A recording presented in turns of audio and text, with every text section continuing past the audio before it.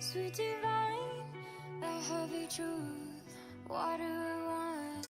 And it's nothing against this physician, you know, she's just listening to what other doctors, other neuros think that this is going to be severe, this is going to be a lot, you know, we don't know what unknown elements.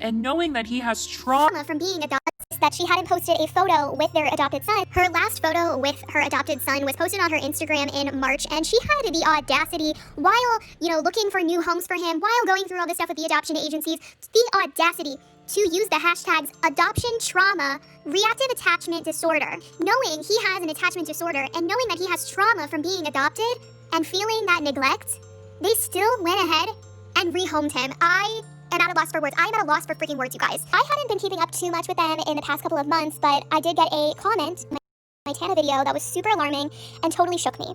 It said, "Hey, there is a small YouTuber named Mika Stauffer. We have reason to believe she has put her 4-year-old son up for adoption. The boy is named, and they adopted him from China 2 years ago. He hasn't been in any of the videos for months, and Mika hasn't said anything about the whereabouts of... We think he has been rehomed. Even worse, she used her son to get views and attention off YouTube and is what grew her channel. Please look into this." I was completely alarmed when I saw this, and I immediately just started looking up their channel. And I was going through their YouTube page, which at the time hadn't been deleted yet. They still had a lot of vlogs, and I could see that they had a great Christmas together, all of them, all 5 of them. They had bought a big new house and taken a recent trip to Bali. And I could see that they hadn't posted in the past 4 months.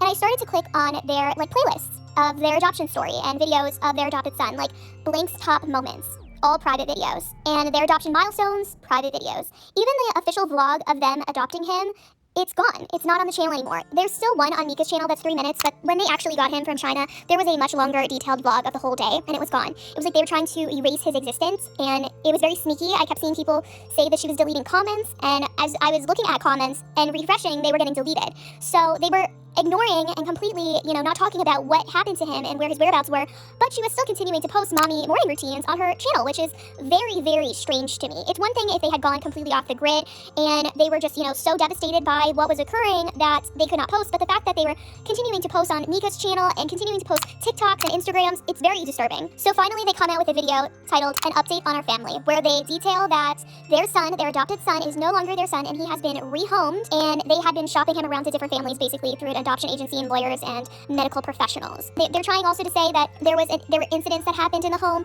I know that kids can be violent, but I mean, a 4-year-old, I just don't believe that they would be saying this about a biological child. I don't think that if their biological child was diagnosed with severe autism that they would ever think giving him away to another family, putting him up for adoption would ever be an option. I truly don't believe that. I think when you adopt a child, you act as if that is your birth child. That is your baby through and through, like she said. Through and through, that is her son. And not for a second would you consider or even think that an option would be to give them up, especially when you have the means to provide for this child. I understand situations where you are financially unable, but this is a situation where they had just bought a brand new big home, and even after learning about his diagnosis and how he was going to need all this attention, they had another baby. And it's just so heartbreaking and so upsetting to me that they are using the fact that the adoption agency did not disclose his...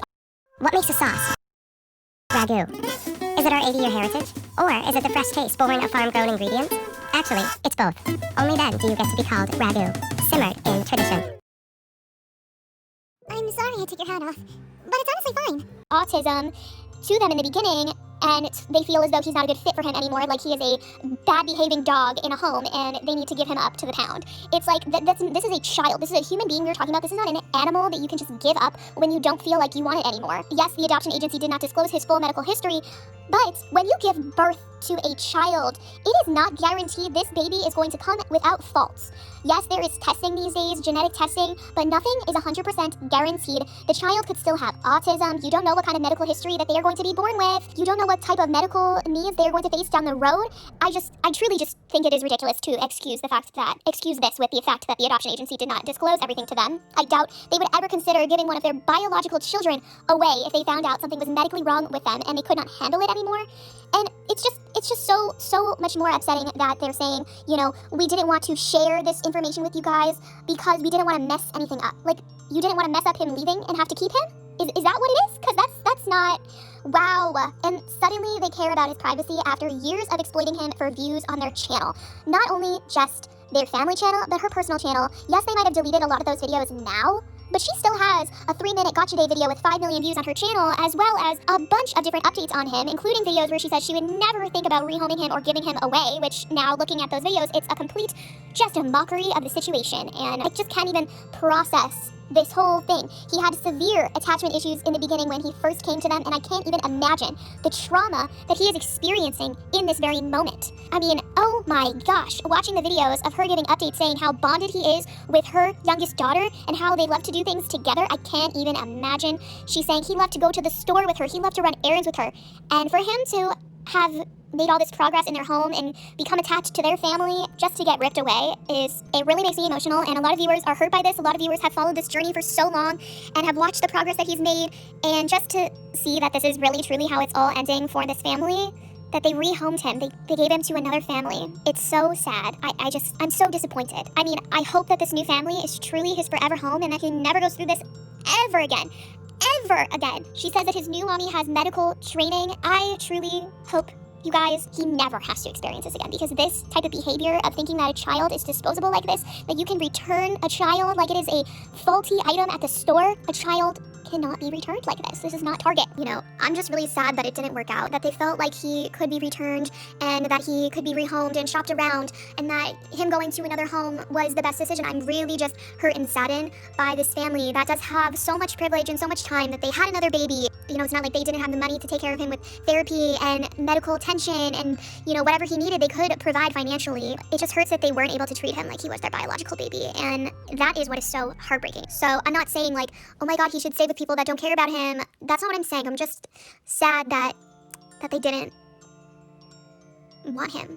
I'm sad that they didn't want him the way he is, everything whole, and that they wanted to rehome him. So, I know there are, you know, many arguments that could be made, like, you know, if they felt like they weren't good enough, then this is probably what's best. And it's like, I totally get what you're saying, but it's like a love thing. A parent would want to do everything for their child, and I just don't believe that they would ever think about adoption for their biological child if their biological child was diagnosed with the same thing that he was. So, I don't know, guys.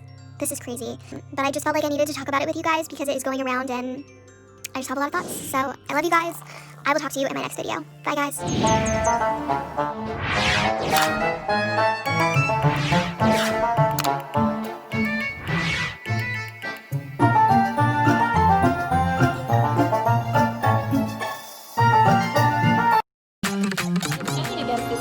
You know, she's just listening to what other doctors, other neurosurgeons and neurodevelopment specialists are telling her.